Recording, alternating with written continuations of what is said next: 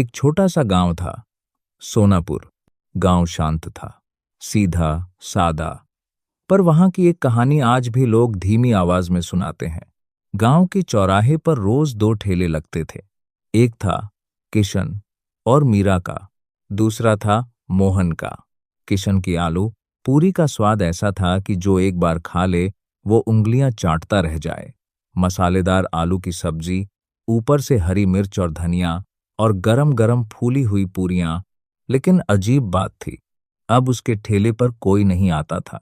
उधर मोहन के ठेले पर रोज भीड़ लगी रहती। लोग धक्का खा रहे हैं, इंतजार कर रहे हैं, पर जाना वही है।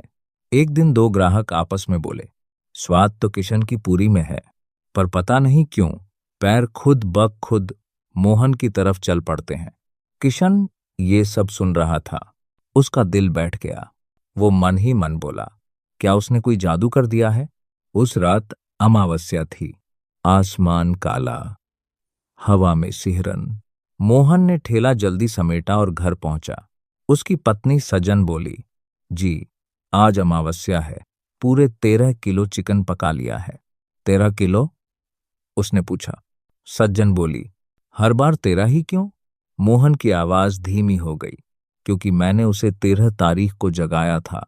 अब हर अमावस्या उसे 13 किलो चिकन चाहिए। अगर नहीं दिया तो वो हमें खा जाएगा।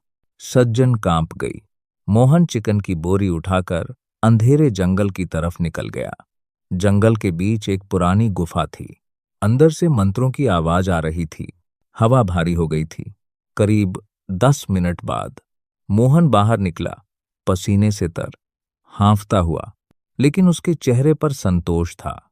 अगली सुबह मोहन के ठेले पर फिर भीड़ थी। उसी दिन शहर से आए राकेश और नेहा गांव पहुंचे। उन्होंने किशन की पूरी खाई। वाह, स्वाद तो कमाल है, फिर यहां भीड़ क्यों नहीं? किशन बोला, मोहन ने कोई जादू कर रखा है। दोनों हंस दिए। ऐसा कुछ नहीं होता। लेकिन अगली सुबह उनके पैर खुद ब खुद मोहन के ठेले की ओर चल पड़े। दोनों हैरान थे। हम तो वहां नहीं जाने वाले थे। अब उन्हें शक हो चुका था। शाम को उन्होंने मोहन को जंगल की तरफ जाते देखा। वे तुरंत किशन के घर पहुंचे। आज हमने उसे गुफा की ओर जाते देखा, शायद वहीं उसका राज है। तीनों ने तय किया, आज सच्चाई सामने लाएंगे। रात, ठंडी हवा, पेड़ों की सरसराहट और चिकन की गंध। गुफा के भीतर से मंत्रों की आवाज आ रही थी। नेहा बोली, मुझे डर लग रहा है। किशन बोला, अब पीछे नहीं हटेंगे। तीनों धीरे धीरे गुफा के अंदर गए। अंधेरा और गहरा, आवाजें तेज। फिर सब कुछ शांत हो गया। अगली सुबह गांव के चौराहे पर फिर भीड़ थी। मोहन मुस्कुरा रहा था, गरम गरम पूरियां तल रहा था। लेकिन उस रात के बाद किशन, राकेश और नेहा कभी दिखाई नहीं दिए।